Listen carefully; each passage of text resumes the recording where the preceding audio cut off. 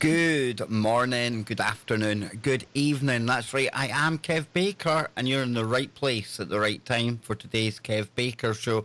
Coming to you live from still a very stormy Glasgow over here in Scotland.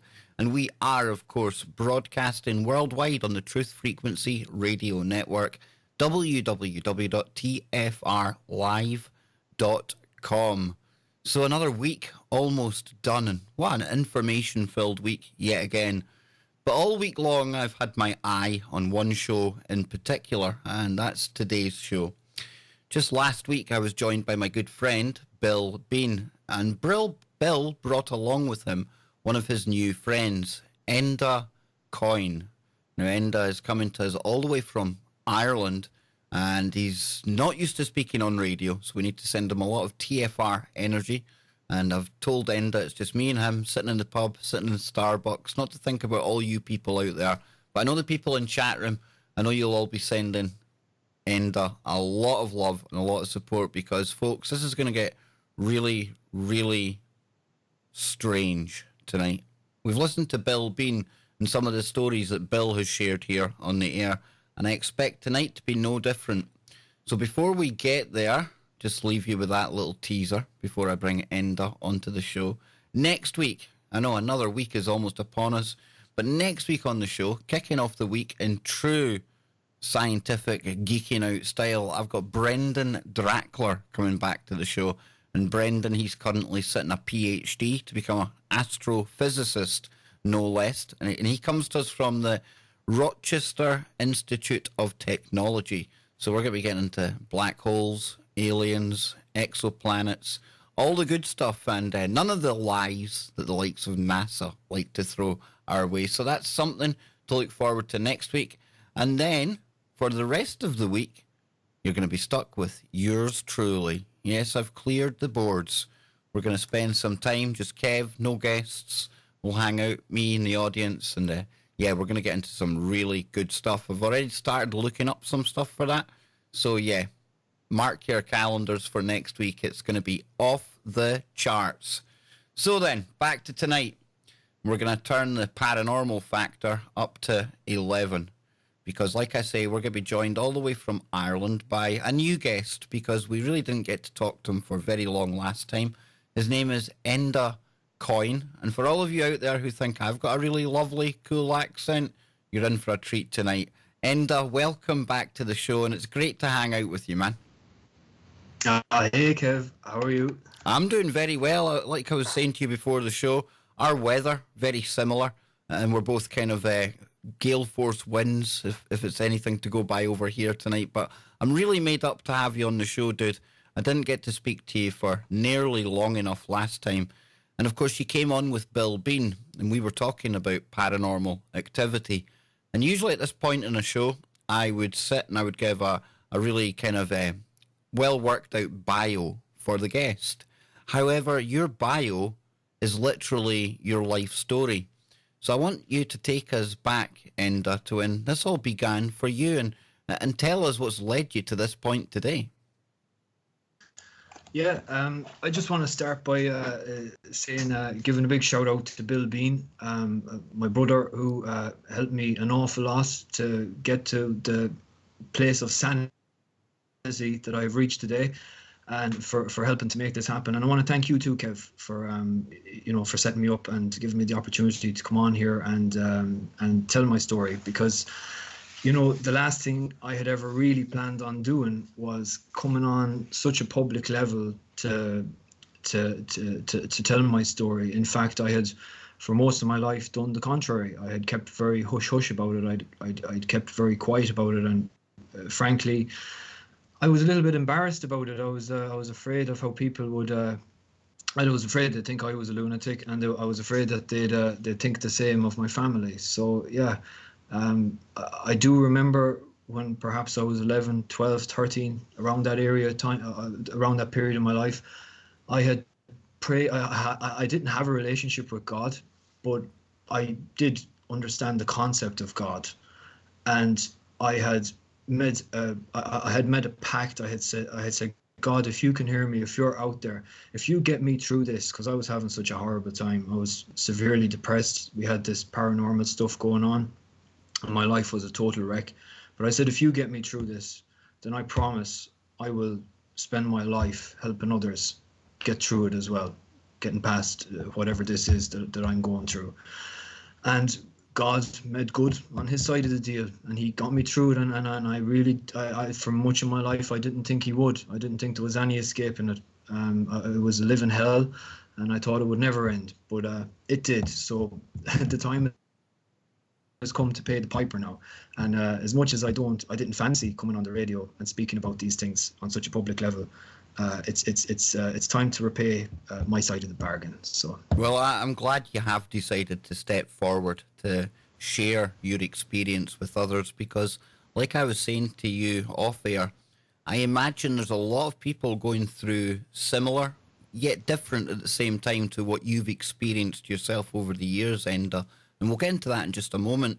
But maybe listening to somebody like you, there's going to be somebody out there today, or somebody's going to hear this in the archives or over on YouTube, and you're going to really help them so much, because I fear there are a lot of spiritual attacks going on right now, but maybe people don't recognize that they're under some form of supernatural attack, paranormal activity.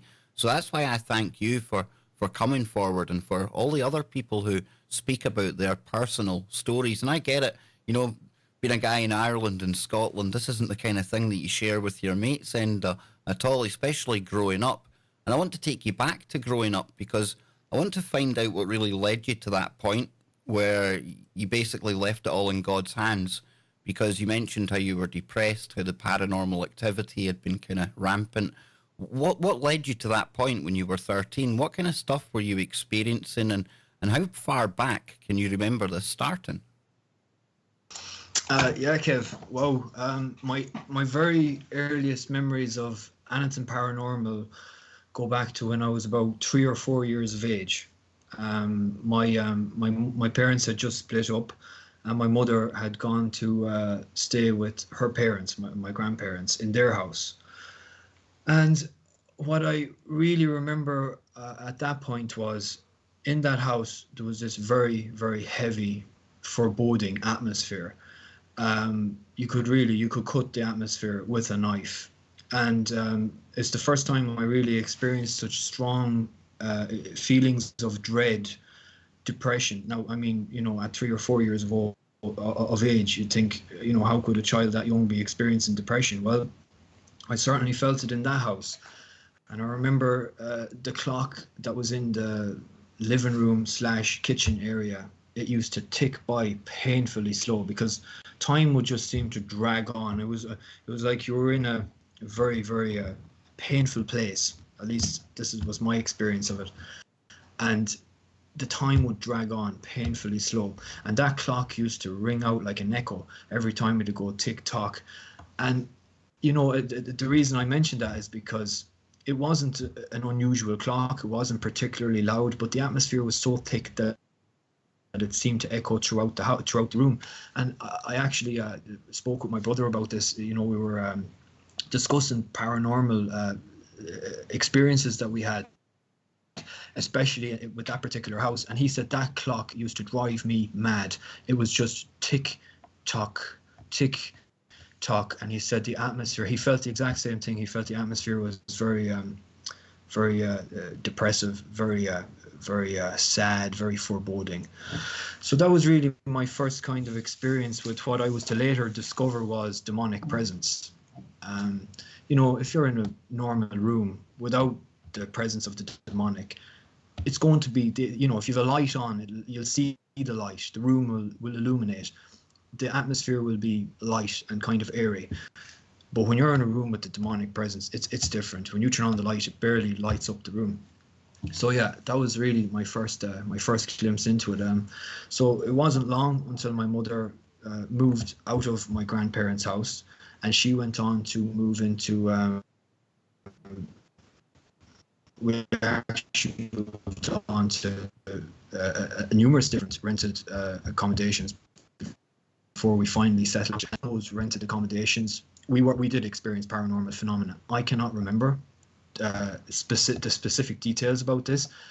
It's something I've been meaning to talk to with my mom, who does. All I do remember is that the woman who lived in that house and spent much of her life in that house, she actually died on the property. Another thing that I was later to discover in my research played a significant role in whether or not paranormal activity would happen on a property. We moved from house to house until eventually my mother bought a new house. Now, it was a house that had just been built, and I feel like it's significant to mention that because we were to experience a lot of paranormal phenomena in this house. And the fact that it was newly built has led me to believe that what we were to experience in there came with us. It wasn't there already. It came with us. Yeah, this is something that Bill has said to me before. He's kind of intimated that although it's kind of, you hear about these hauntings of properties, that's kind of the norm per se. But what really happens in Bill's experience is that, you know, ghosts are not tied to one location, and they certainly can follow along with people as opposed to being tied to the property. There's something else I would have to ask you, Enda. I mean, was this on an area that you know of any ley lines or anything like that? Was anything like that going on in the area? Anything energetic? Not that I'm aware of, Kev. That's not to say it wasn't. Yeah. It's just not that I'm aware of at all. And you know, I was interested in that kind of thing growing up as well. But I never had any experience that led me to believe that it was. Because of the paranormal experience that the next time I was to experience paranormal activity was, I guess, when we had moved into this new house, but my grandmother had died. This was in 1993. I was about 6 years old, and she had a string of heart attacks, and the last one was the last one, and she passed away. She was only about 60 years old, and the next time I actually experienced was what a demonic attack was in that former house, Kev. So that's why in my grandmother's house. So that's why I believe that it came with us.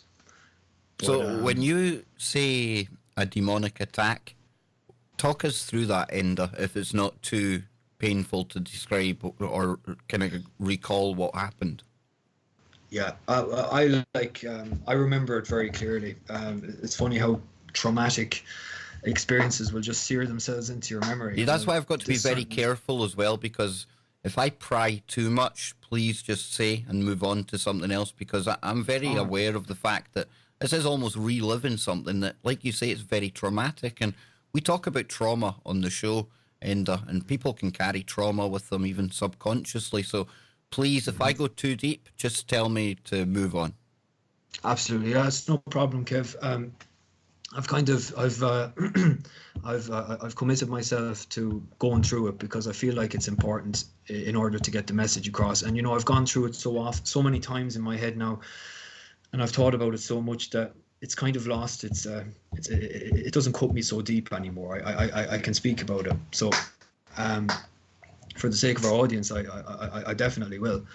A demonic attack. Now, what happened was. My mum went to stay with my granddad after my granny had passed away, and I don't know how long we were there for, but it was a significant period of time. I would say perhaps it could have been anything up to a couple of weeks. I don't know. I don't remember. All I remember was it was too long, because what was happening to me was my mother, for a start, she wanted to sleep in my grandmother's bed, and she didn't want to sleep there alone. So me at 6 years old, I guess I was the nearest, the easiest target to get to go in and sleep beside her. So I used to sleep in beside her, and I would wake up in the middle of the night, and this dark, oppressive cloud would just completely envelop me and make me feel about 1 millimeter tall. That's what sticks in my memory.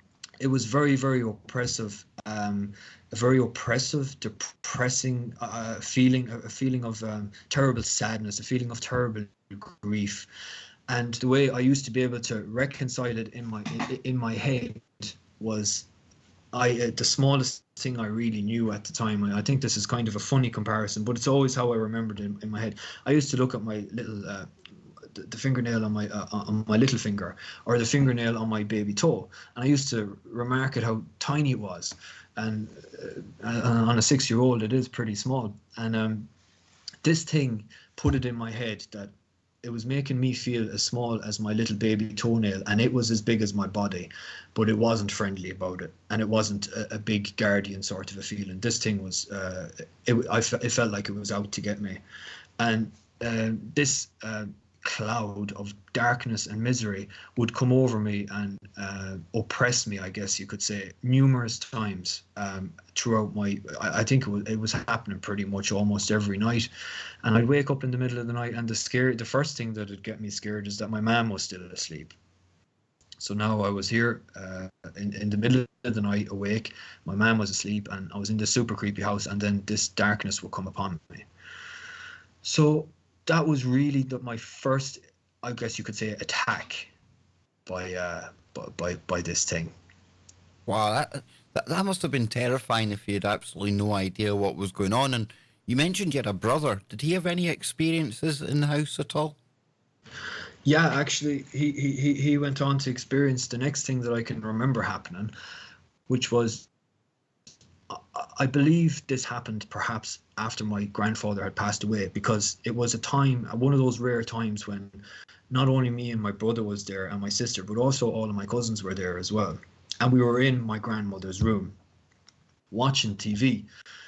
And I don't know, did our parents call us out, or what was the story? But we turned off the TV, and clear as day, we could all see our grandmother looking back at us in the reflection on the TV.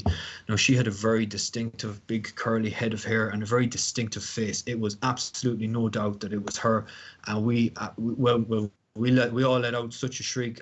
I can't remember what our parents thought, but we all ran out of the room. We ran straight out there. My brother was there at the time as well, so. Yeah, I would like to say here, I later went on to do an enormous amount of research into demonic hauntings and hauntings in general. I do not think that was my grandmother. I think it was something, because demonic forces will often masquerade as a recently deceased loved one, or a former occupant of the house, or even in a case where it's trying to communicate with the child, it will masquerade as a child. Yeah, and I think that's what this was. Absolutely, Enda. I would have to agree with you there. I've come to the realization that whatever these entities are, whatever they appear as in their realm, when they come into our realm, they're able to shapeshift. And people out there are probably thinking, oh, David Icke, this kind of thing. No, I just mean they're able to take any form that they think is going to give them an advantage, be it a dead relative, somebody that's a loved one. So I totally concur with your theory on that one there, dude. Oh, absolutely, yeah. That's shapeshift. That's the perfect term I'd use to describe that ability. And they can do it. I actually just off my story for a second. It's taken me back to a case that I researched, and of this particular haunting. It was an outright, a clear demonic haunting. But there was one point during this where the two girls' sisters, one was the older sister, the other was the younger sister. They heard something down the hallway, and they had already been experiencing demonic phenomena. So the older sister went ahead to see what it was, and she walked past the bathroom, and she looked into the bathroom, and she saw her younger sister at the sink. Wow. And she said, "What are you doing here? You were behind me." And she looked behind her, and her sister said, "I'm still here." And when she looked back, there was nothing in the bathroom. So yeah, that's creepy, I know, but an excellent example. No, absolutely. And there's people in the chat room, somebody saying it's the Archons. You know, whether it's Archons, demons, whatever way you want to describe what it is that's beyond the veil, or just in that other dimension that comes through here and causes this paranormal activity. You know, it's evil, it's dark. And somebody in the chat room said as well, Enda, that these things like to cause fear. They like to cause young children stress and depression, because basically that's the kind of energy that they literally feed off. Mm-hmm. Yeah, Absolutely. I agree with everything you just said, Kev. Uh, where we normal people, like I know, I like things to be alive. I like to look after animals. I like to look after people, and I like to see people and animals being happy. That kind of gives me energy. Well, these things, they're the complete opposite. They like to see things dead. They like to see things in pain. They like to see things suffering, and they like to, yeah, they don't like to see anyone happy. They don't like unity. They don't like family. They hate all these things. And through my extensive research into this, I mean, I obsessively researched it over the period of a number of years because of my experiences. I learned a lot about them, and certainly what you say there is true. I guess I could take it back, Kev, to I suppose the next stage that I can remember. Um, we after my grandfather's passing and my mother staying there and those experiences, we went back home again, and life resumed. Now I want to just say, a lot of people think paranormal activity, or if you have paranormal activity, that the experience is all about the paranormal activity. It's not. It doesn't just end there. A huge part in this is the division these things start to create amongst family members. And they were certainly causing an awful lot of friction and an awful lot of fighting between me and my brother and me and my sister and us all together, including me and my mom. And it was like there was always a heavy atmosphere in the air. There was always something to set us off against each other. And this was a theme that ran out throughout the whole experience. It was a very difficult aspect of it, the tension between us all. Another thing that began to happen was when I was about 11 or 12 years of age, I started to have an incredible urge to get high off whatever I could get my hands on. I was starting to suffer at that point. I was starting to really feel depressed, and I was starting to, want to escape. So I would try anything really at that time. I was looking it up online to see what was available, household items, I guess you could say, that I could use to somehow escape. And eventually, I'm really ashamed to say it, and uh, uh, I went on to huffing deodorant cans and huffing cans of gas. Do you know what this is, Kev? Yes, I certainly do, and I'll feel equally as embarrassed then because when I was in school, I certainly partook in exactly the same thing, Enda.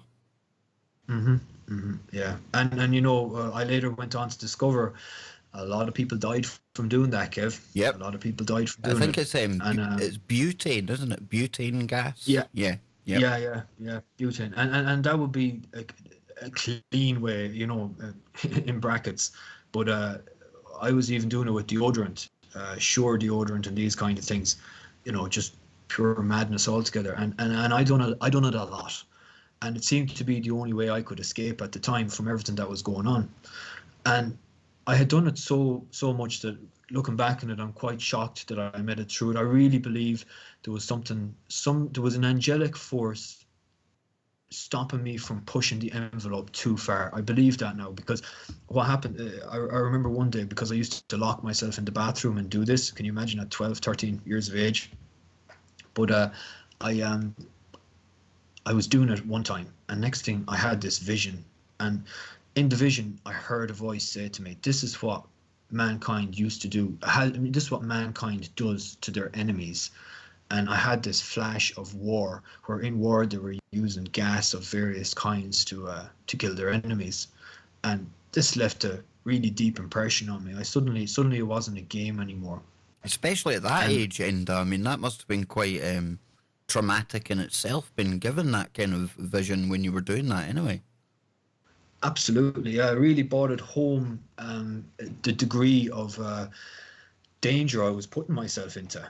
I had kind of known it somewhat, but to hear this, which was in contrast to what I wanted. What I wanted was to keep doing it, and to hear this voice out of the blue, this voice of reason, really kind of convicted me. And you know what? I stopped doing it then.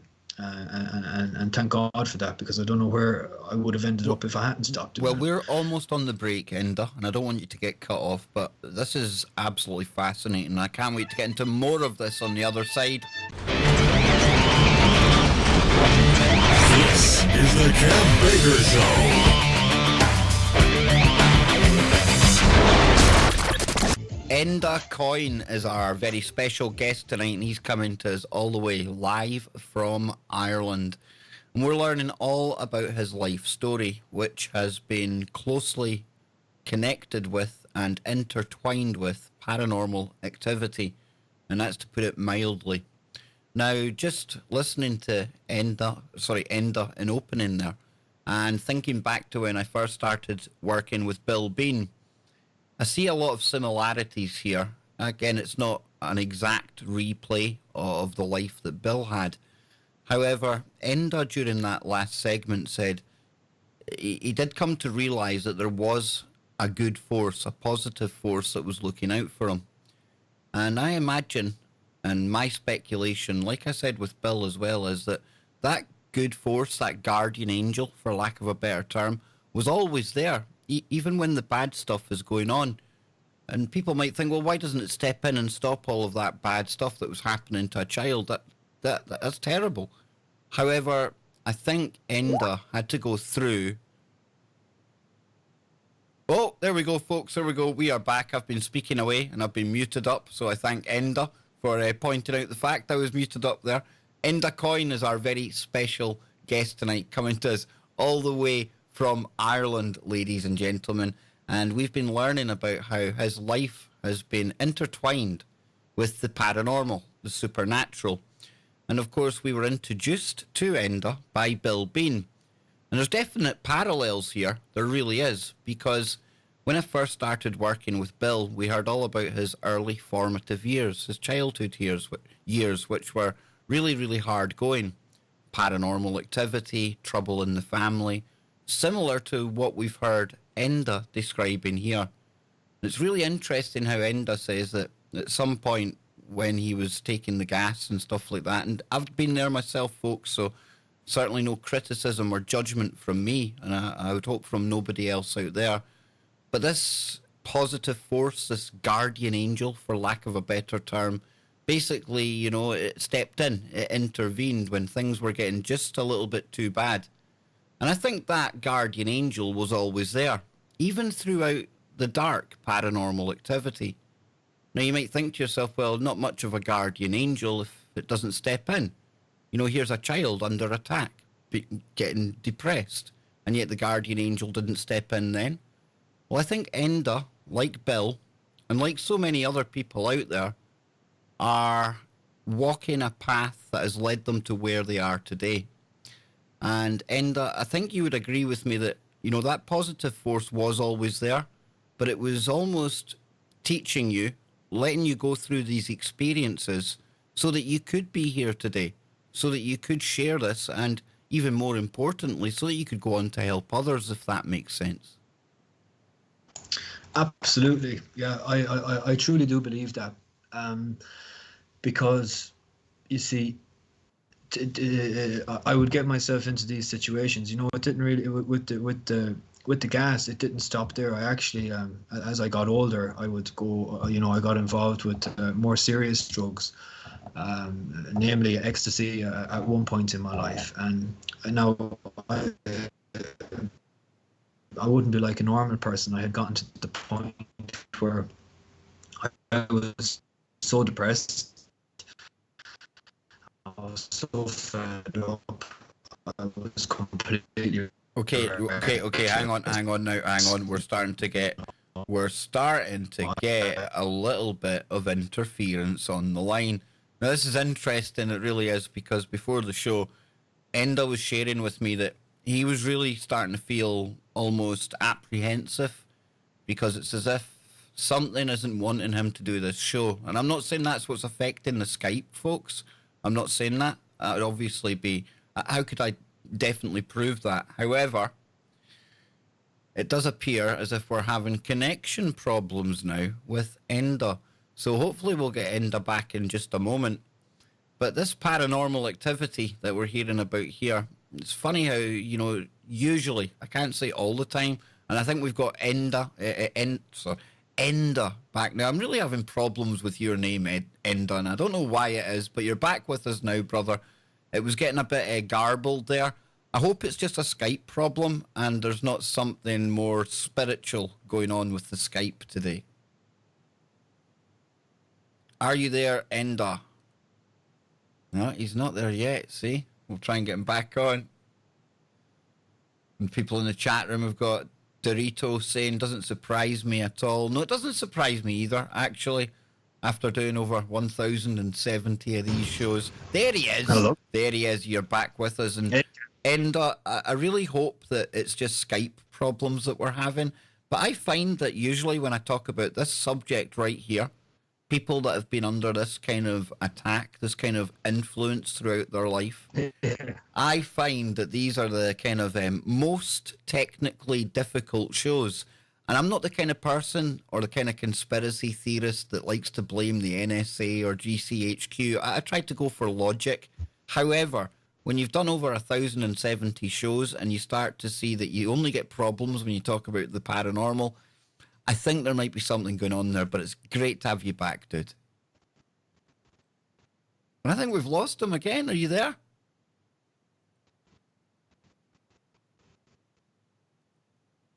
Right. I'm just trying to type to him, yeah. I'm hoping we get Enda back in just a moment. Okay, I'm going to try and hang up on Enda. I'm going to try and call him back again. You there, Enda? Yeah. Hang on now, hang on. I'll just message Enda.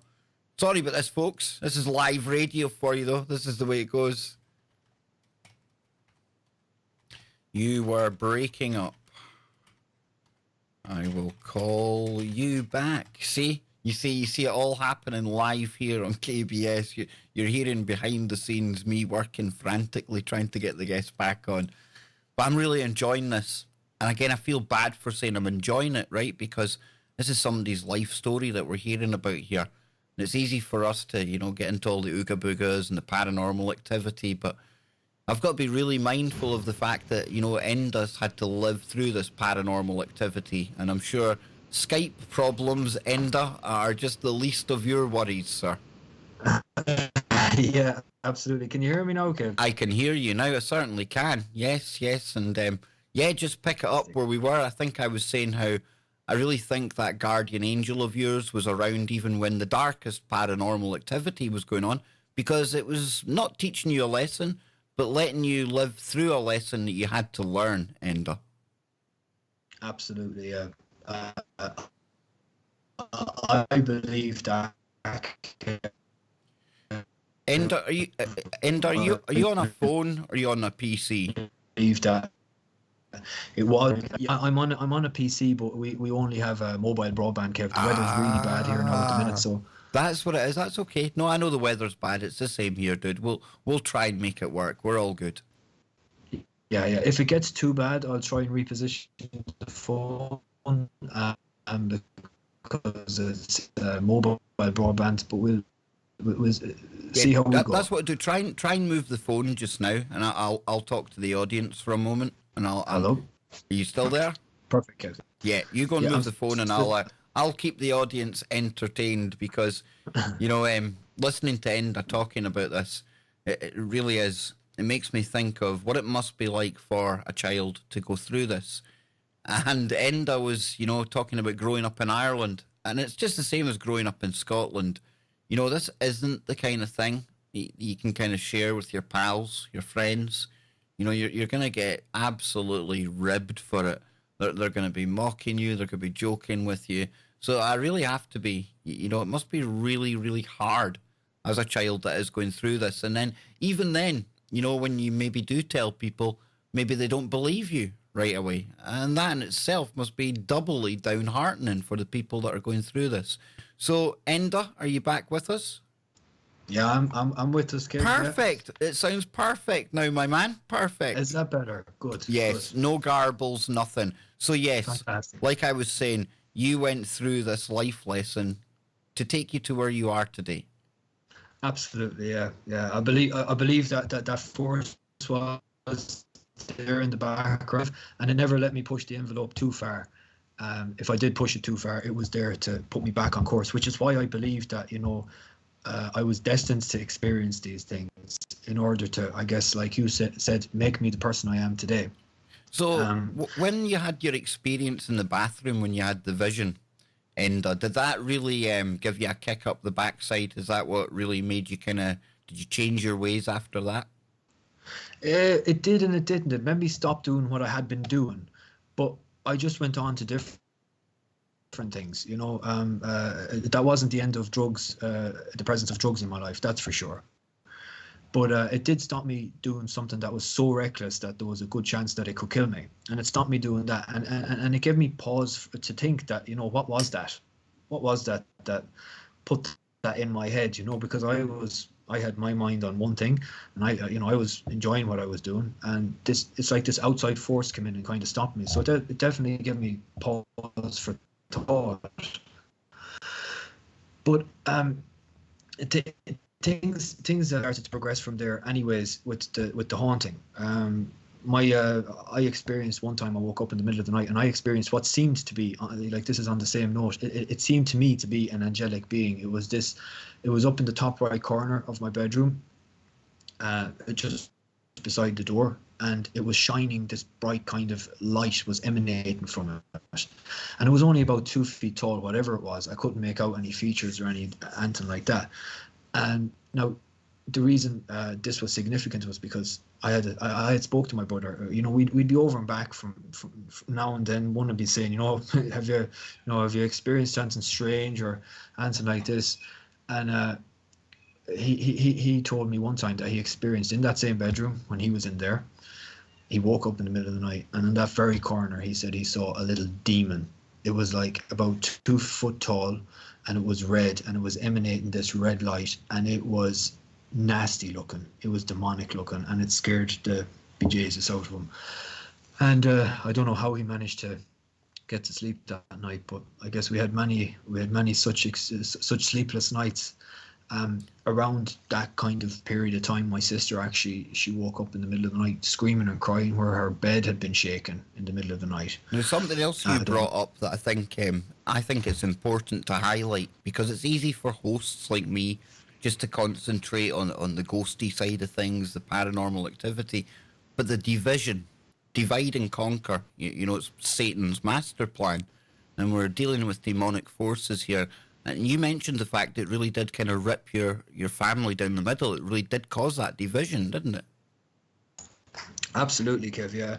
That was probably the hardest part of everything. You can handle beds shaking in the middle of the night. You can handle these things manifesting. That really what cuts the deepest is the division between the family members.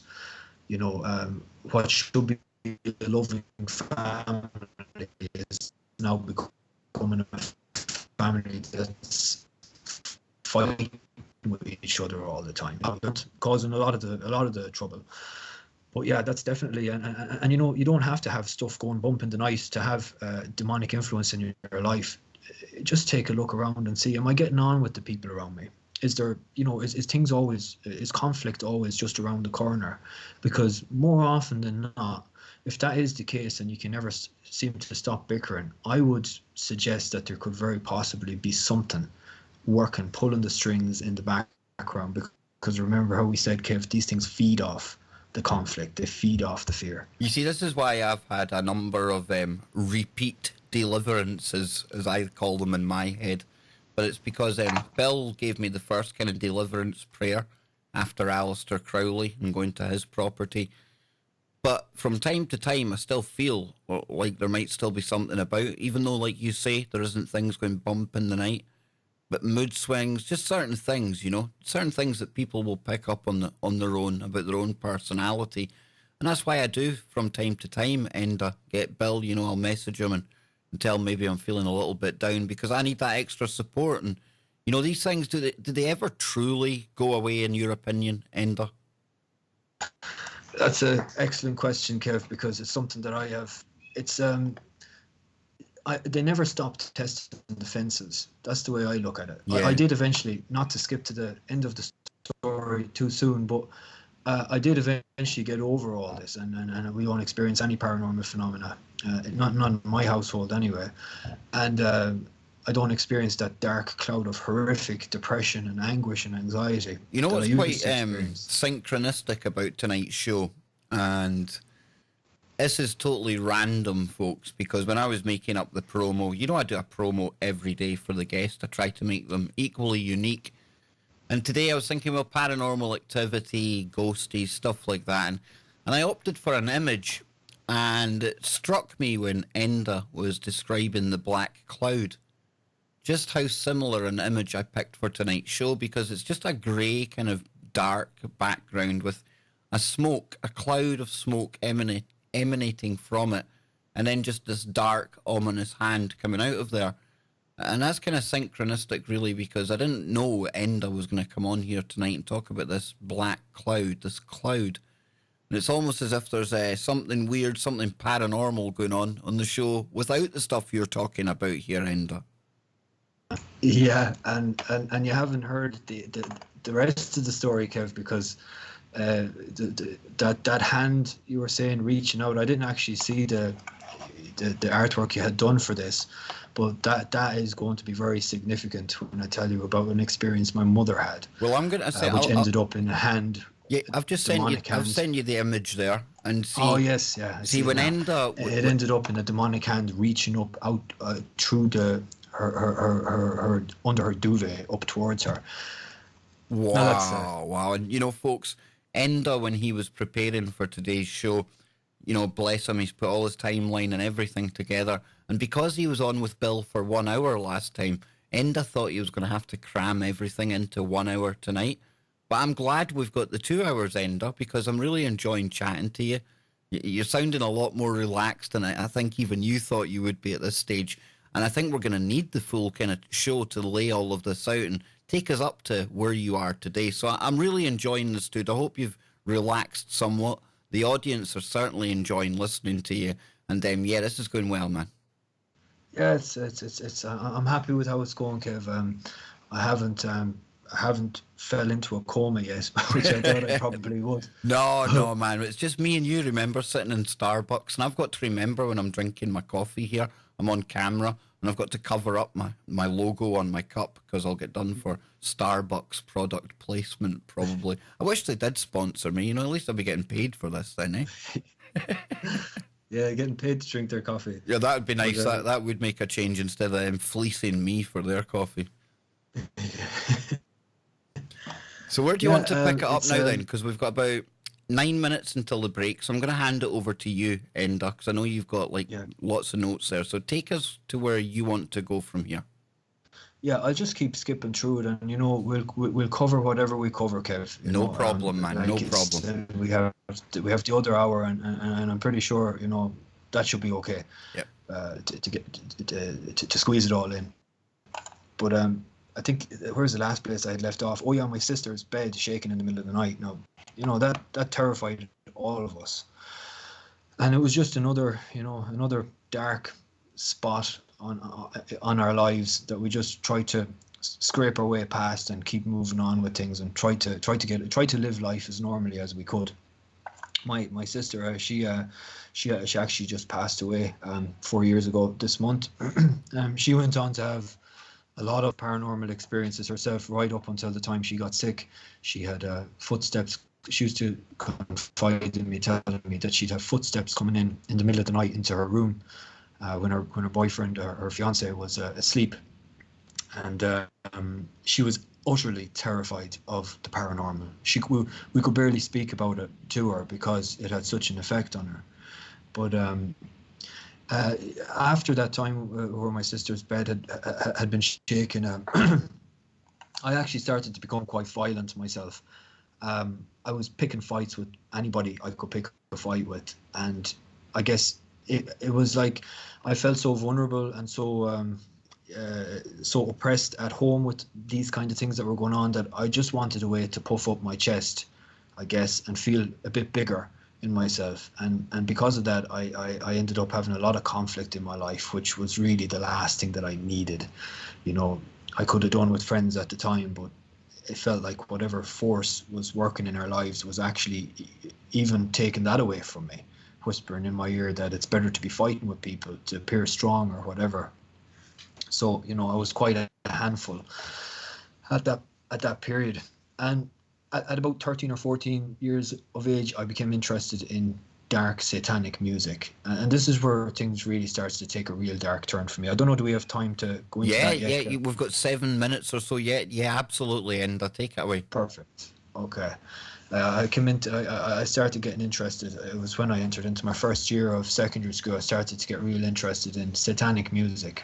I'm sure everyone here has heard of Marilyn Manson. He's about as infamous as you can get now for a rock star. But I was drawn to him. You know, I was drawn to his music. I would learn the words of his songs and sing them. I mean, you know, looking back on it, it's absolutely insane. And watch the videos. I don't know if anyone here watched any of his videos, of his music videos, but they're completely Yeah, we've spoke about Marilyn Manson on the show a couple of times before. Very interesting, very dark character. And it's funny you say you were drawn to that music. Yeah. But like you have mentioned your experiences with Aleister Crowley. Well, this is the first time I heard the name Aleister Crowley. It was through Marilyn Manson, because Aleister Crowley is, I don't know if many people know this, but he's the spiritual grandfather of Marilyn Manson. Marilyn Manson spoke very highly of him. And and then I started to become interested in Satanism. I started to identify as a Satanist. This just sounds insane, just even saying it, but that's the truth. I didn't identify with the violent aspects of it, but I identified with the aspects. They tried to put it across that you're your own God and you're your own boss and this kind of thing. And to a 14-year-old, that sounds very appealing and very liberating. But I was later to discover what Satanism was really all about, and that ended my love affair with Satanism once I discovered about the aspects where they would, you know, if you get into any depth of Satanism, eventually you're going to be confronted with having to do a ritual sacrifice, and that means killing something, killing an animal, and you know, eventually that will move on to killing actual people. So when I heard about these kind of things, that ended that, and I moved on from Satanism. But I started coming under severe attack regularly at that point. I was experiencing intense terror at night time.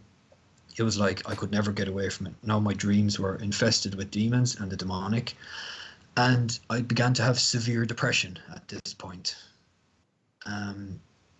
I don't know. Have I time to keep? How are we for time? Yeah, we're still okay. Yeah, we're still okay, dude. Good. Yeah. Things started to really tumble out of control at this point. There was a stage where I had tried a number of the demonic hauntings that I had researched. They had been triggered by someone engaging with the demonic force through a Ouija board. There's no asking yourself, is this going to work? They're waiting. They want you to initiate communication with them. So this is what I had intended on doing, and speaking to the spirits. But again, like I said before, you know, that angelic guiding force in my life, Kev, I believe it stepped in here. Oh, how interesting. I had cut. How interesting. We're going to try and reconnect with Enda. And apologies to everyone out there. Enda's on a mobile connection, and I can testify to the fact that there you are, you're back. I was just saying to the audience, I can testify to the fact that stormy. If it's stormy in Glasgow, folks, it has to blow over Ireland to get here first. So you're back with us. We've got a couple of minutes before the break still. Enda, if you want to carry on just now, because we've still got a few minutes yet. Yeah, where did I leave you, Kev, there? Just about literally where I cut you off. Okay, right. Yeah, I was trying to make the Ouija board. Yeah, you were But, saying how they're always waiting to communicate with us on the other side. Absolutely, yeah. Yeah, it's not a case of will I make contact with something. You get a Ouija board, something's going to be there, Yeah. but it's not going to be nice. Absolutely not. But my mother actually had discovered all the letters that I had cut out. I was getting ready to do it when I came home, and she had dumped it all. So that's like that angelic guiding force in her life was at work there once again, Kev, stopping me from pushing the envelope that little bit too far. No, absolutely. And, just before we go to the break, I mean, before I joined the army, I had big dreams of joining the army to be a nurse. Go figure. Imagine me as a nurse. But when I was in nursing college, which I went to for a year, we were living in the nurse's home. And you can imagine, some of the get-togethers, a few cans of beer, a few drinks, and somebody has that bright idea of getting the Ouija board out. And I must admit that it was something that we dabbled in from time to time when we were in the halls of residence there, the nursing home. And you've got to be very careful when you are trying to communicate with things on the other side, because like Enda says here, that is exactly what they are sitting there waiting for. They're wanting to gain some kind of foothold here, and that Ouija board's going to tell you anything you want to hear.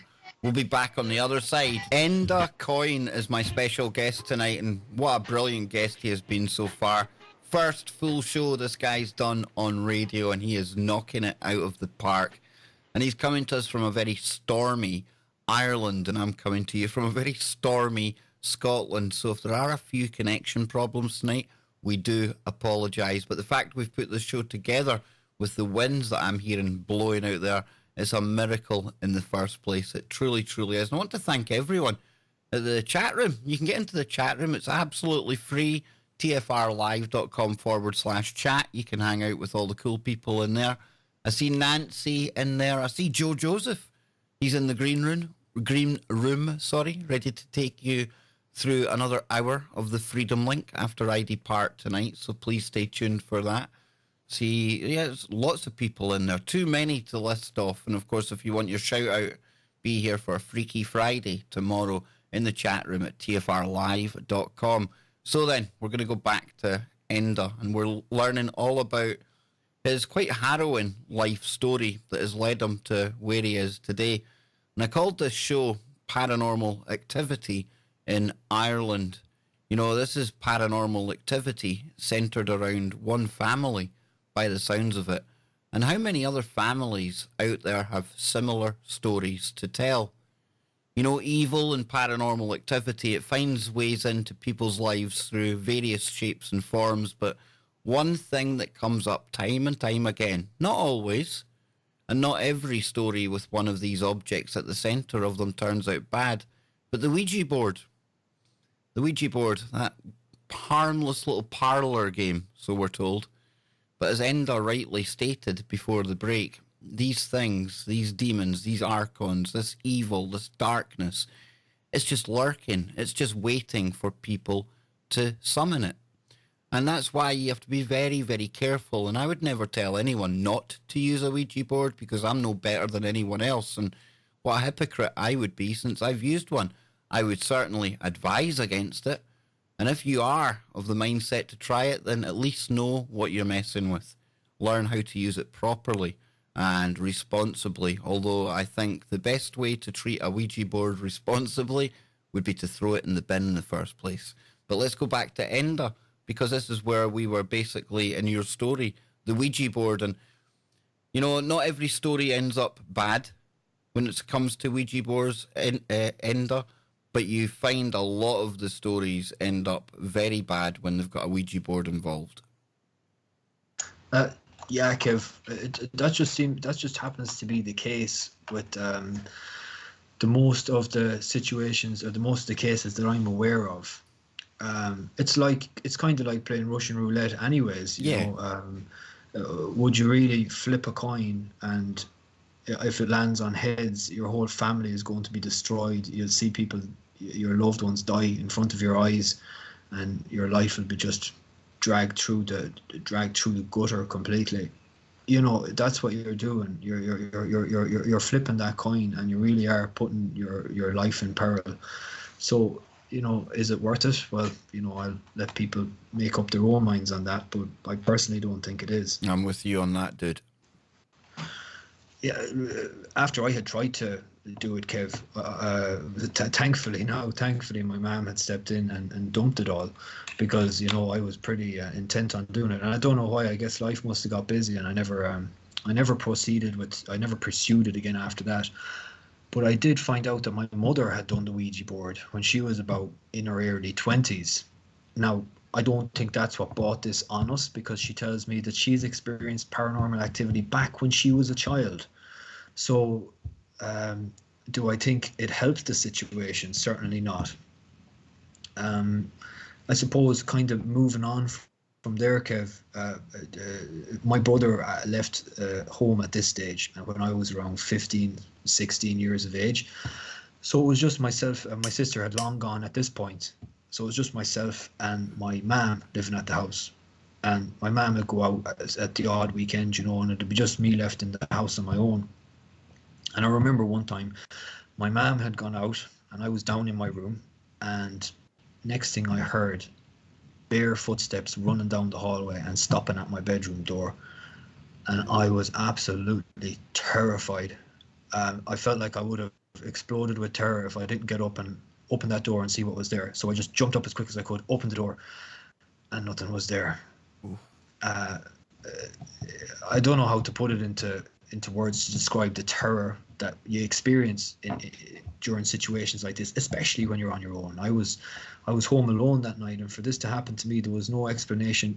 It was about now I was starting to realize I can't deny something's going on, you know, and you can keep brushing things under the carpet, but there's only so long you can do that. Now, at that stage, had you told anyone else outside the family what was going on at that point, Enda? Anyone at all? No, not outside the family, Kev. No. I actually, it was much later when I actually began talking about it to people. At this point, we were kind of suffering in silence, if you will. Yeah. My brother and myself would be over and back with our stories, but that'd be it. But I guess it started pushing on then. Things started to really, you know, especially after my getting involved with satanic music, I started to come under demonic. What I now know was demonic possession. I was having demonic dreams all the time, and I was sleepwalking. I'd get up in the middle of the night and I'd just be walking around the place. My mother would come in, and she'd come in because I was so loud, mumbling or roaring or shouting. And when she'd come into my room, I'd just be standing facing the wall, looking at the wall, muttering to myself. And I'd wake up, and I actually remember some of those instances where I did wake up and hadn't a clue what was going on, but it was very, very common. At this point as well, I had actually, you know, again, I'm ashamed to say it was a very foolish mistake. It did not improve the situation. It made things far worse, but I tried a form of witchcraft, a very low-level form of witchcraft, you know. It was just a ritual to try and appease the situation, because things were getting so bad at that point that, you know, I felt like I had to do something, but all this done was make things worse. One time I actually I came back from a new age healer lady, because my mum had been so worried about me now at this point that she had brought me to this lady. She thought that she could help me. She didn't. It just made things worse. Things continued to get worse. One time when I came home, I went into the kitchen, kitchen/living room, and I reached out my hand to pick up the glass. It was a solid crystal glass that we used to use for drinking. Quite a fancy set of glasses we had, and this was on the table. And I reached out my hand to pick it up, and before my hand reached that glass, it shattered right down the middle and sent up a sliver of glass up into the air, and it landed down onto the table. Whoa! Now, yeah, it was absolutely crazy. Absolutely crazy. I believe that was the same demonic force in the house trying to lead me down that path towards that healer lady, because, you know, I did in fact continue going down that path. But did that improve my situation? Absolutely not. It just made it worse, which is why I think that it was the demonic force in the house that made that happen, in order to kind of funnel me down that road. No, that's so this is starting to get rather physical, rather violent now. Then, would you say? Oh yeah. Things had really picked up at this point. Speaking about violent, at one point, now my dreams had become incredibly violent. It was getting to the point now where one time I woke up and I was about 5 foot in the air. I had been thrown out of my bed, and there was a filing cabinet just off to the side of the bed, and I landed down on top of it. Whoa. And I smashed up my back. It was so bad that I took a picture of it, just to, almost to have evidence. But like, I was thinking, I laugh now when I think of it. Who was I going to show and what was I going to say? And what age were you then? I was about 18, 19, about that age. Wow. This is a really powerful, like, this isn't your typical, like, just kind of run-of-the-mill poltergeist activity that we're talking about here tonight. This is, I'd call it the real deal. And I know it's almost insensitive considering you're the one that's lived through this, but it's almost as if this is a powerful demon as opposed to just, your run-of-the-mill stuff, Enda.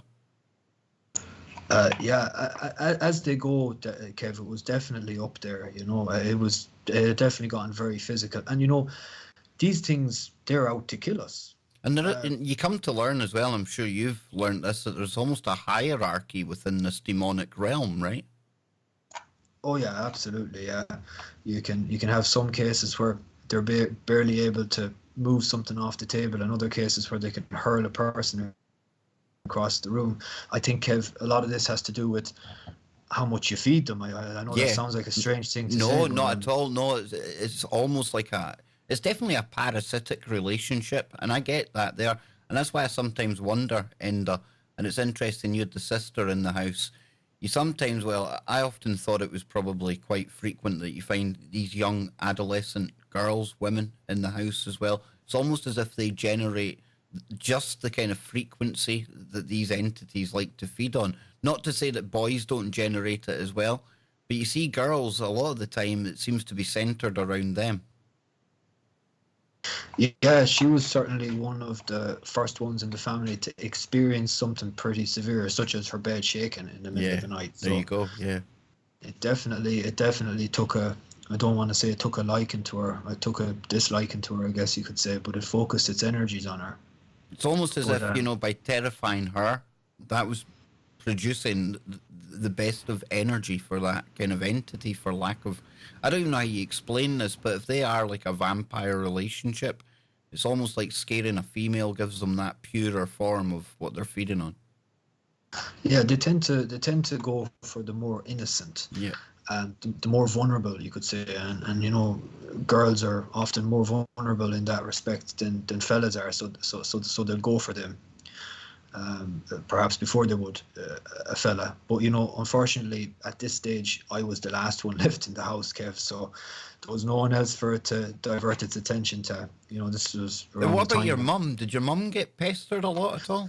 Oh well, my mum, she could write a book on the amount of things. Now, she never had anything physical or violent to the degree I had, but hers was very psychological. She'd have dark beings coming into her room in the middle of the night. She'd wake up and they'd be standing over her bed. Sometimes they'd be standing at the foot of her bed, and she'd be so terrified that all she could do was just close her eyes and try and go back to sleep.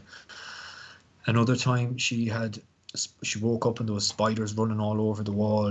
These kind of things were common for her, and she only just scratched the surface sharing these things with us. Yeah, because when I was growing up, my mum, the house we lived in, there was definitely something there. This is the weird thing, Enda, because it only really seemed to go after my mum in one specific bedroom, and I've had my mum on the show before explaining it. It was like, this presence, this force on top of her in the bed. But then when I moved into the bedroom, absolutely nothing. Nothing happened to me at all, yet there was still an ominous feeling in this house. So I can totally appreciate, what you're explaining there with your mum. Sounds very similar to what my own mum went through when I was younger as well.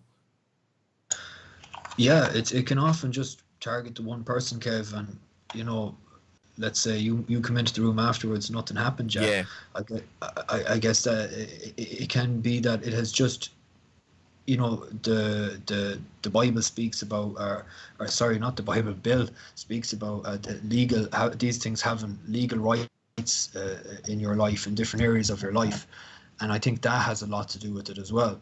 It could mean that one person is targeted particularly severely because these things, I guess, they are still, as bad as they're still obeying some form of rules. yeah. They have areas where they can't go. They have things which they can't do, because I believe that if they could do whatever they want, they just tear us to shreds. That's their nature. But yeah, my mom definitely, she definitely had her fair share of it, and I'd love to get talking to her, and even at the moment, it's not something she fancies talking about. She still lives in the house, but yeah, her even she had a good conclusion to the story anyway. So thank God for that. Yeah. But I guess at the time, Kev, when I went flying through the air, came down on the filing cabinets, I actually started to really become under. I know it was possession now. It had all the hallmarks of it, you could say. Perhaps not complete possession, but certainly a form of possession. Like I'd go into trances and I'd start drawing on the walls. And at one particular time, I went into a trance and I drew a big pig's head on my bedroom wall. And it was a big pig's head with horns coming out of it. And when I think about it now, it was absolutely demonic. And frightening as well. I'm sure my mother, when she saw that, her heart was in her mouth. But That's almost yeah, as if, we talk about, or we see in the movies, the kind of the full possession thing going on in the Poltergeist movie, and we get all of that in our minds. But it's interesting what you're saying here. It's almost as if it had some kind of attachment to you, some symbiotic relationship where you weren't that way that we see in the movies. You were still functioning, but you were blacking out from time to time and doing things. That's really interesting, Enda. yeah. I guess that's you said it there, Kev. That's the way it was happening. Like I still had a degree of. Now later on, I had to stop drinking completely, because that's when this would really take a hold, and I'd black out completely. And They don't call it spirits for nothing, eh? absolutely, Kev. Absolutely. I'd love to be the kind of person that could have one or two, but I'm definitely not that kind of person. And especially with this nipping on my heels, it's the doorway that I can't afford to open anymore. It sounds like we're very, Like, very similar. We've got very addictive personalities, Enda. yeah, Yeah. and it's not a good idea where there's demons around.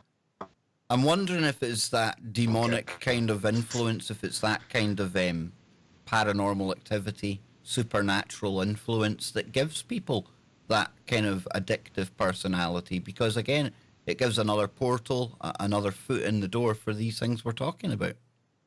Yeah, absolutely, excellent point. Yeah, I believe I believe that is the case, Kev. I think certain people are in the world, and we're a threat to this demonic hierarchy, and so they're going to focus their attention on us more than, yeah, say, someone who is no threat, and they just happen to be the people who can't drink. I don't believe Bill drinks either. I believe he understands that it can be used as a way for these things to gain a foothold. I mean, But I got to the stage, and I'd done a few years in the army, so I could drink like a fish, as you can imagine. But over the years, I'd find myself, I would start blacking out, and it was time I would never get back into. Never get it back. Doesn't matter. Even to this day, I can't remember any of those blackout sessions. Yet people were telling me, you don't remember going to this party or doing this or doing that. And that really worried me, because the only way I could describe it was as if some other thing had possessed me, because I had no recollection of that time at all, and it never ever came back. And that's what really turned me away from the drink. if you weren't there, who was? That's what Exactly, I would dude. think about. Yep. Yeah, I actually got to find out who was there, because my soon to be wife has had many a difficult night with me going into these states, and on one particular night I remember I came under possession. This was later on in my life, and I was very attracted to going to clubs which were underground. At one particular time, I was in Slovakia, in Bratislava, and I was in an underground club, and I absolutely felt the presence of darkness in that place, and I proceeded to drink absinthe like I was drinking cider, and ended up blacking out. But my girlfriend would tell me what my personality was like, and let's just say it was very, very dark. I don't personally remember what past the point that I blacked out, but she certainly does. And Kev, it's a different person that comes in. There's somebody else, the lights are on, but somebody else is home. I've seen that in my own life and my own experience, with others around me, and that's the best way to describe it. The lights are on, but it's not the person that's home. Yeah, it's frightening. Yeah. It's frightening. I just wanted to push on, I suppose, Kev. I don't know. It's because I'm enjoying speaking to you too much, brother. I'll let you crack on now until the break, okay? I'll zip up. I'll shut up. Oh no, Kev, it's no problem at all. I'm just trying to keep me bearings of. I know that. I always derail the guests. The listeners out there will be laughing. They'll be thinking, "There's Kev at it again. The guy's gone and prepped it all, and now I've derailed him." So you pick it up where you want to, and you've got about 7 minutes, and I'll just take us out to the break when we need to, okay? Oh, it's no problem at all, Kev. I was wondering how I was going to even fill the time.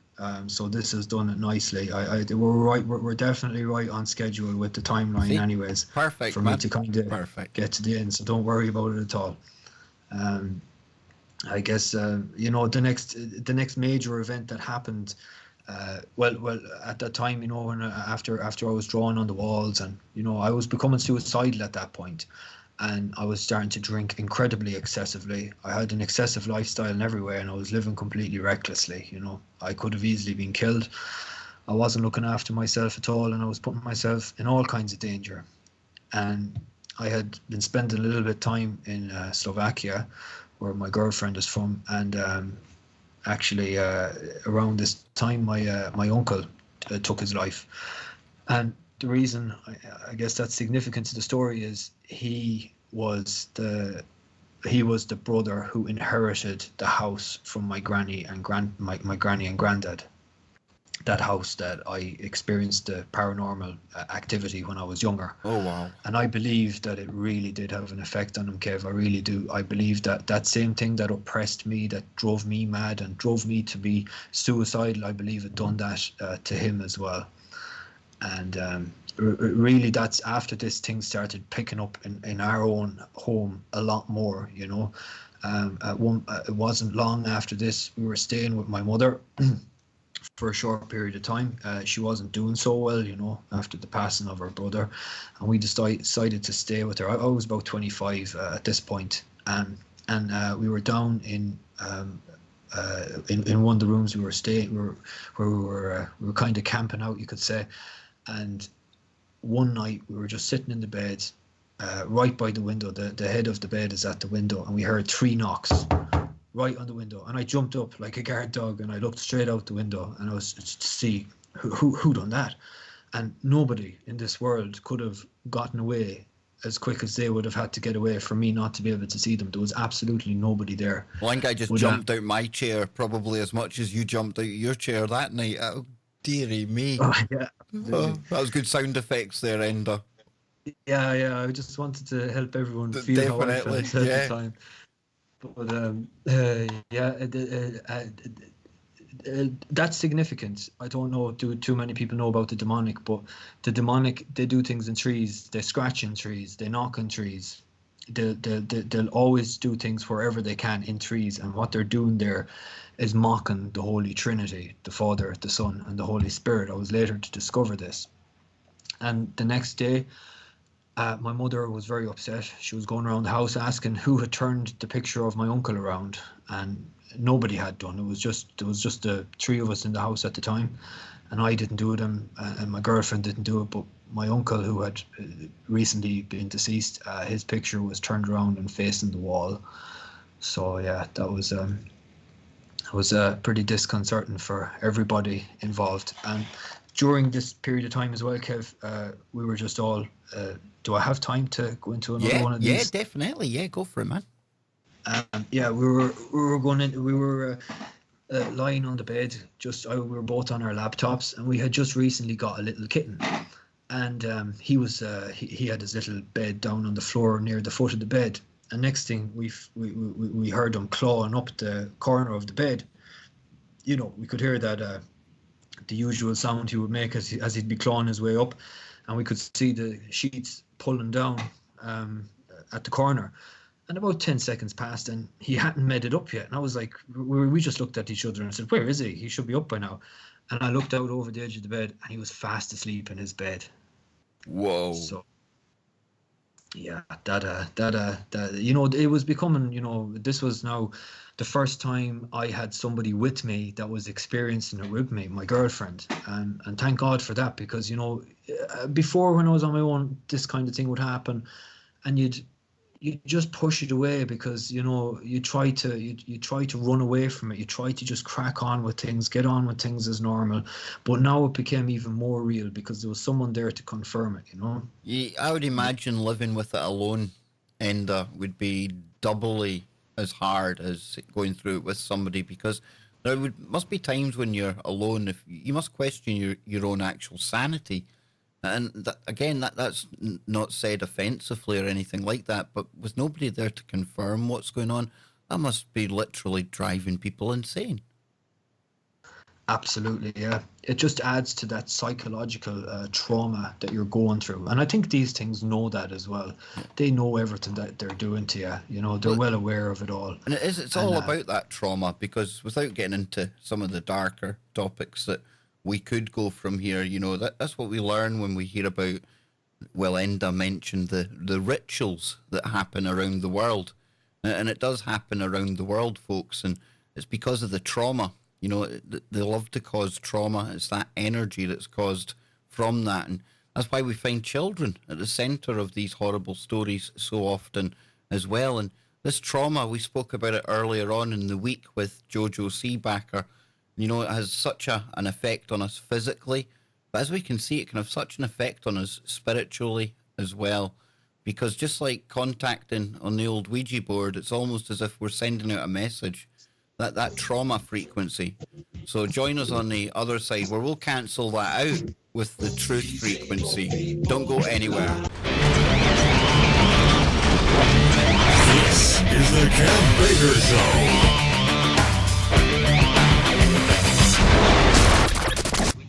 Well, would you believe it? Final segment of the final Kev Baker Show of the week, right here on your number one network, where silence is consent, Truth Frequency Radio, www.tfrlive.com. My special guest tonight, and he's been an absolute star, his first full show on radio, all the way from Ireland, Enda Coyne has been here sharing with us his life story and its association, its connections with the paranormal activity that we often bring up on the show here. And I was seeing people in the chat room asking, who's got the coolest accent? You see, I told you folks, you come here for my accent, but I told you tonight would be a rare treat, because the Irish accent definitely seems to be winning people over in the chat room. Anne, my partner, she's sitting, going off her head as well, because she prefers the Irish accent. See, Enda, your accent alone has already won you a legion of fans, brother. Sorry about that, Kev. No, hey, dude, you are well. I'll tell you after tonight's show how well you've done. You are deserving of all the fans you get, because, you know, we've gone through your life story so far. We've still got a bit to go, but we're coming to the stage now where my good friend is going to enter the scene soon, Bill Bean, and we often talk about solutions on this show. And it's not going to be all about the harrowing stuff that's happened to you, because this has really empowered you and brought you to a position where, well, I'll let you pick it up and take us to where you are today. Absolutely, Kev. Yeah. I after this experience, you know, in my mother's house where we had been staying for a while, I finally moved out of there, and I moved into my own rented accommodation. And the first night I moved in, I had just finished unloading everything, unpacking everything. I was there on my own, just me and my little cat. And I went up to the master bedroom. There was already a bed up there, and I just plonked myself down on the bed. It must have been about 12 or 1 a.m. I was very tired, and next thing I heard, just bang, bang, bang, as loud as a hammer, as a sledgehammer on the wall right beside me. And it scared me senseless, so it did. I jumped up and I started looking around to see what could have possibly caused that.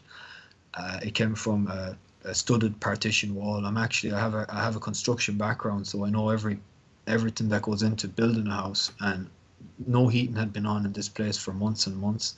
There was no fire down in this place. There was no water running through the taps at this point because I just moved in. The place was absolutely dead quiet for months, and I could not, and I still to this day do not. Well, I have my suspicions now what caused that, but it was the 3 bangs, and it was just telling me it was with me.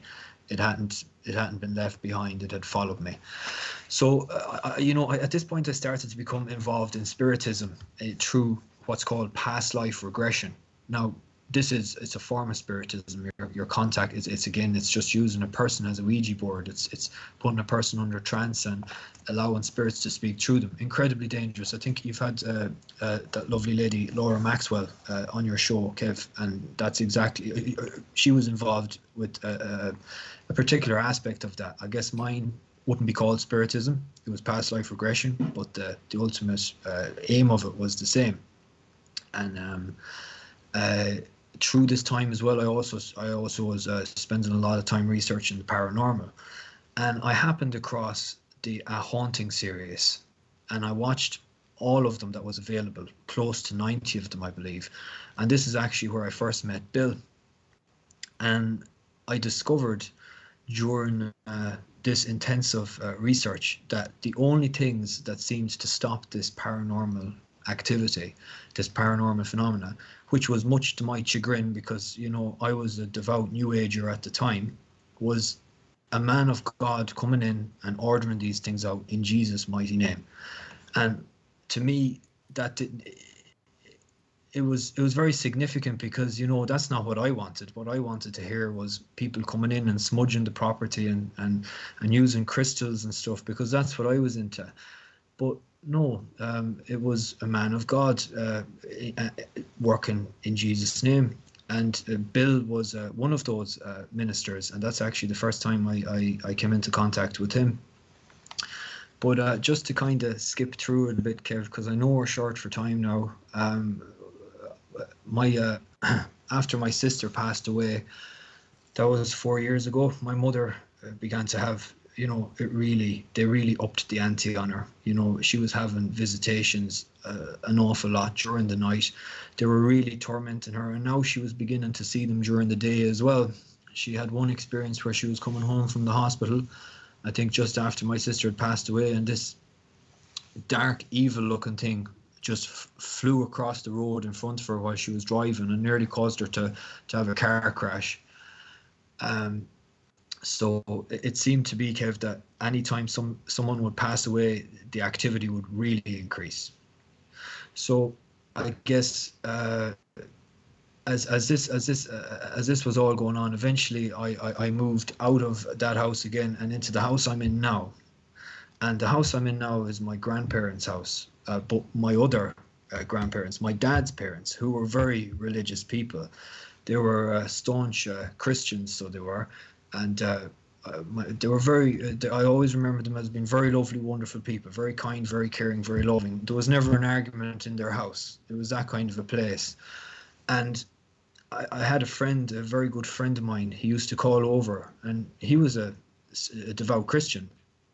And he used to debate me on Jesus. And I thought I knew who Jesus was because I had been hearing, that this is the name you use to tell these evil forces where to go.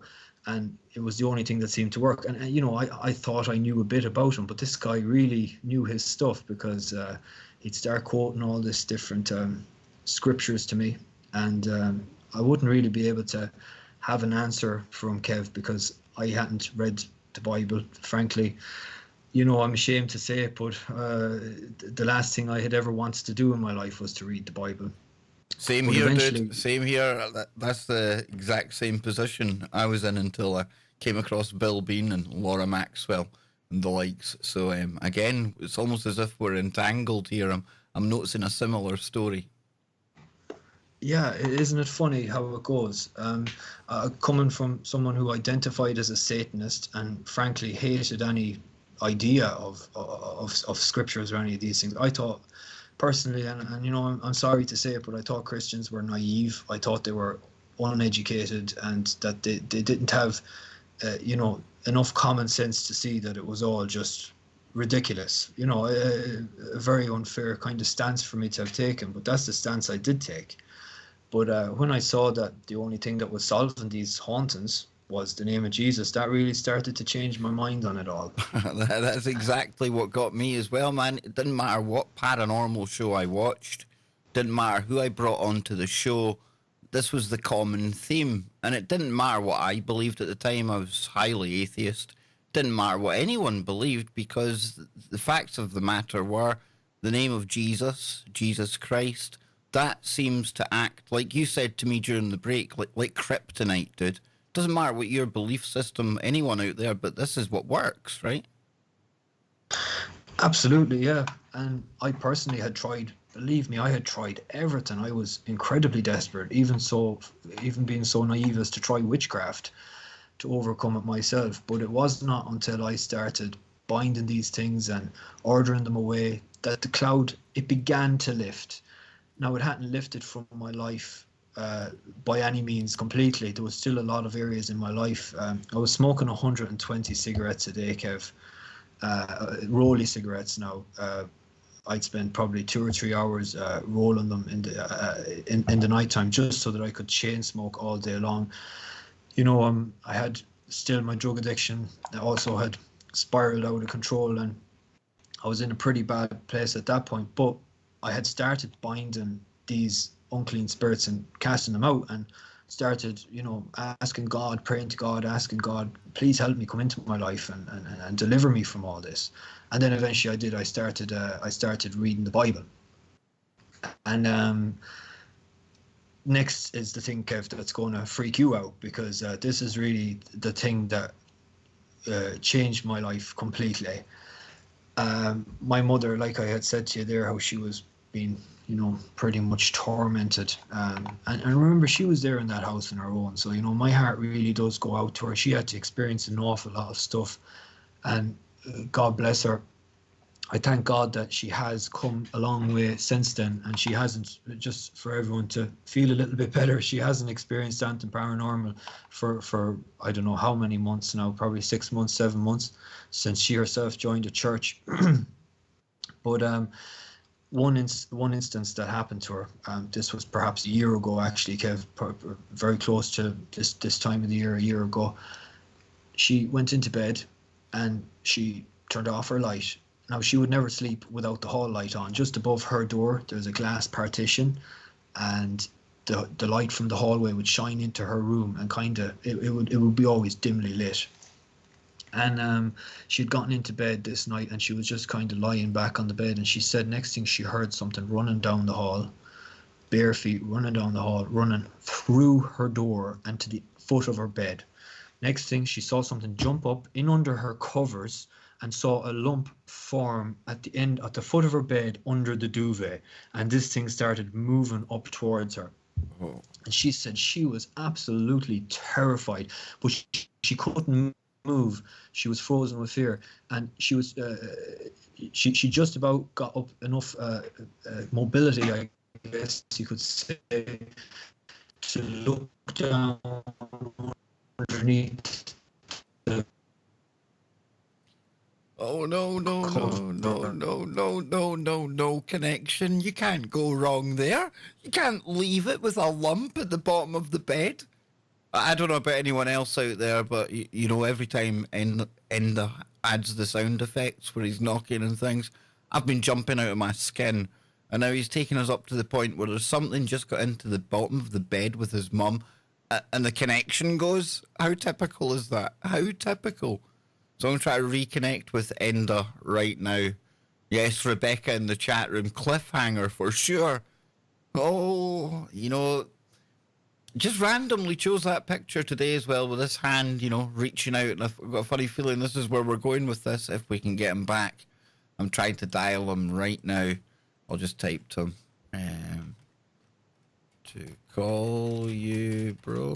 And again, folks, I apologise for the connection, but we're having really bad weather over here in the Emerald Isle, you know, the Paranormal Isle, we'll call it tonight, over in Ireland. And here in the west of Scotland, we're getting battered by winds. So, gone again, brother. Something don't want me saying what I was going to say. It does feel like that, especially when Enda had got to that part of the story. Oh, there he is. He's back. And yes, Enda, it is almost as if you left us on a cliffhanger there. Almost like something didn't want you to finish that. Wow, yeah, that was this is too coincidental. That was weird. Yeah, even the chat room were saying no cliffhanger. No. Yeah, where did I leave you there? You left us ominously where there was a big lump at the bottom of the bed. Ah, okay, right. Well, and yeah, that thing had formed an actual lump at the end of the bed, under signifying that there was most certainly something under the duvet. And this thing started to move up towards her, and she was frozen with fear. And she just about was able to muster up the energy to look down and see underneath the duvet this thing, a demonic hand reaching out towards her. Now, you know, with what you've had as your picture for this show, Kev, that to me was just too coincidental. Well, I can tell you right now, I'm covered in goosebumps because that truly is a bit weird, you know. Absolutely. We don't do coincidences on here, Enda, so there's definitely something weird at play. And for anyone who didn't see the image that I put together for tonight's show, I'll put it on the archive image. But it's like a very ominous hand just reaching out from the dark cloud, almost like Enda was talking about at the beginning of the show. Wow. So let's make the most. I'm going to give it back to you, Enda, because we've got about 10 minutes or so left, and let's make the most of this good reception we've got before we get interrupted by the Ooga Boogas again. Okay, Kev. Yeah, I'll just finish that one real quick.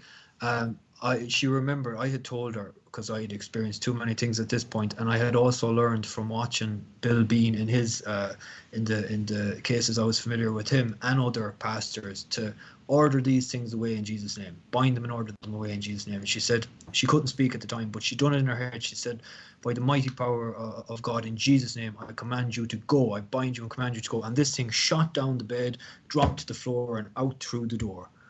And that was that. She did. I don't think she ever saw that again, or something as horrible as that again.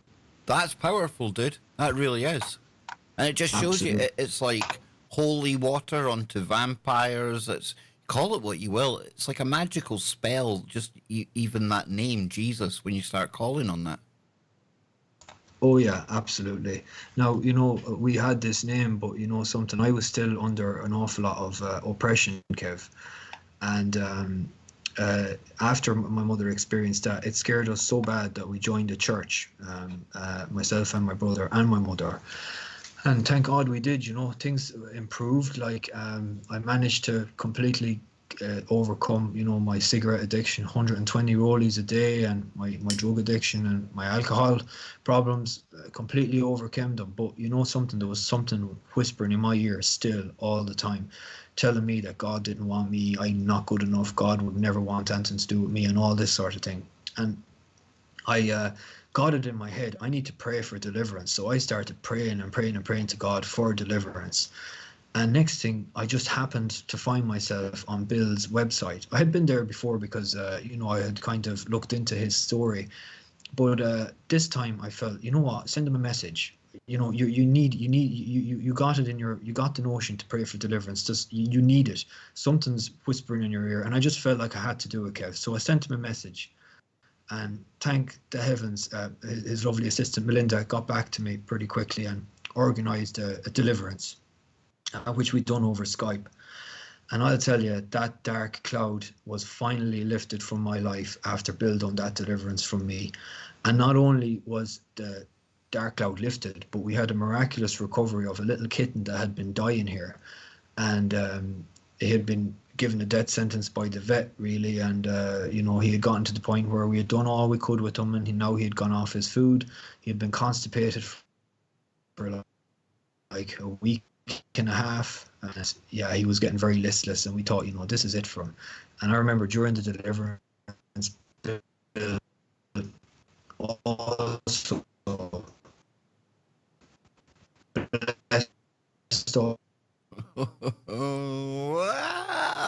Why does it always happen?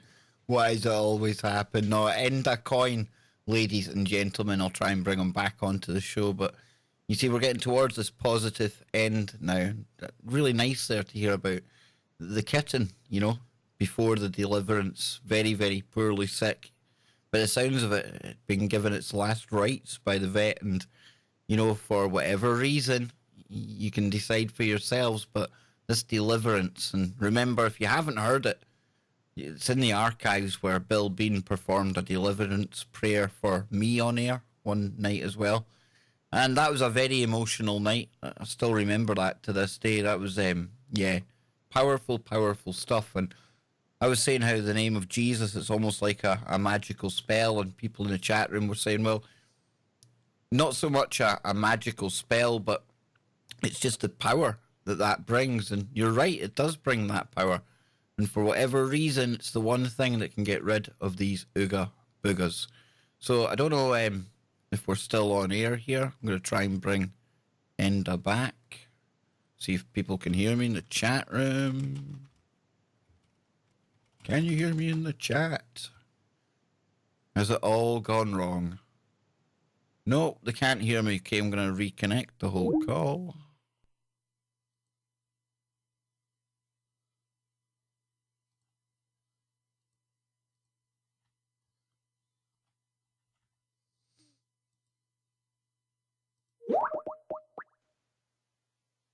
There we go. I'm back, folks, I think. Yes, we are back. We're live. Hopefully that'll be us. I'll try and bring Enda back on. I'll try and bring him on. Here we go. Stand by, folks. Yes, fun and games tonight. Of course, it is stormy over here, so as much as I could hype it up and say it's the Ooga Boogas, probably, logically speaking, it's Enda's connection with the storms. We'll just say that, right? Because that way I won't have nightmares tonight when I go to bed. Hopefully. There he is. He's back with us. Enda, we'll get there. We will make it to the end one way or another, sir. So we've got about 7 minutes left. And yeah, I was just sharing about my Deliverance, and it was very emotional, I must admit, when I had that on air with Bill Bean. No, I don't think we're going to get Enda back. Wow, yeah.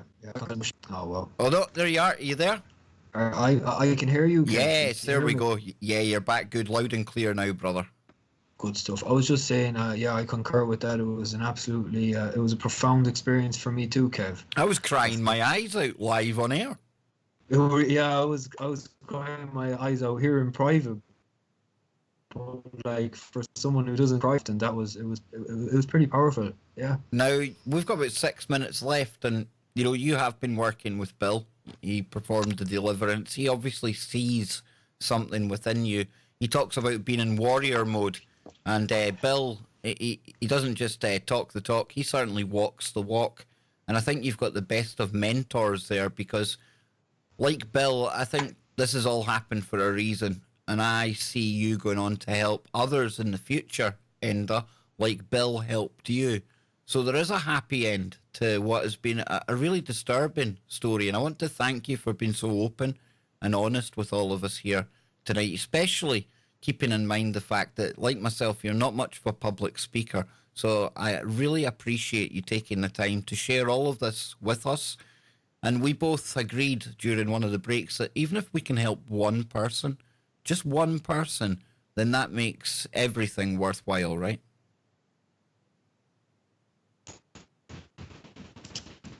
No, I think we have. I think it's finally happened, folks. I think the Ooga Boogas finally got the better of Enda. I'm going to tell him just to try moving the phone. The phone, maybe. so you can come back and say goodbye. No, folks, Enda was so nervous about tonight. And he's done absolutely brilliantly, in my opinion. Even with all of the connection problems, he's been absolutely professional. I'm sure we'll have Enda back on. Hopefully when there's no storms blowing and we can get a really good solid connection, because I think you'll all agree tonight's been a really good show. It's been really eye-opening, and from time to time I bring on guests who have had these dealings with the paranormal. There he is, he's back. Enda. Are we back? You are back, and I'm glad to have you back because you've done so well tonight. I'd hate for you not to be able to say goodbye to the audience, and I was just saying there, you've done so well. I mean, usually with the connection problems, that would be enough to throw anyone off their game, but you've been an absolute star, brother. Thank you. And again, it's kicked them off, just like that. How terrible. Pesky Skype. Pesky... Thanks a million. You're back. No, you're back again. I think you're back. Yeah, you're back. Yes, you're back, brother. You're back. Good stuff. Yeah, thanks, Kev, for that. It's like I kind of expected. I didn't expect it to go too smoothly, really. Well, that kind of broke up again, and I was a bit naive because I should have expected this, Enda. I should have expected some kind of air quotes interference because, like I've said to you before, this is one of the subjects where you seem to find most of the problems technically. And then when you look at modern day ghost adventures, ghost hunts, paranormal stuff, they're all using technology to contact the other side, to contact these same entities that we were talking about speaking to on the Ouija board before. And that's why I do think, that there is a potential, and again, I can't say for definite, but there is a potential for these same spiritual forces to affect technology when shows like this go out. Now, I'm not saying that's definitely what's happened here tonight, folks. There's a storm. I've told you that. I've been open and honest about that. Enda's on a mobile connection. Just as logically be a problem with that. However, isn't it interesting how we seem to get most of these problems when we talk about the paranormal? I'm just saying. Now, Enda, are you there, brother? So you can say goodbye to the TFR crew. Yeah, I'm still here, Kev. There we go. Hear me? Yeah, I can hear you, man. Yeah, I believe it, Kev. I believe that there's forces at work that don't want us talking about these things. These paranormal forces. They're used to working behind the scenes. I believe. I believe you could call it Satan's kingdom that's operating, and they don't like to be exposed, and they certainly don't like people telling how to overcome them. Absolutely, and I couldn't agree with you more.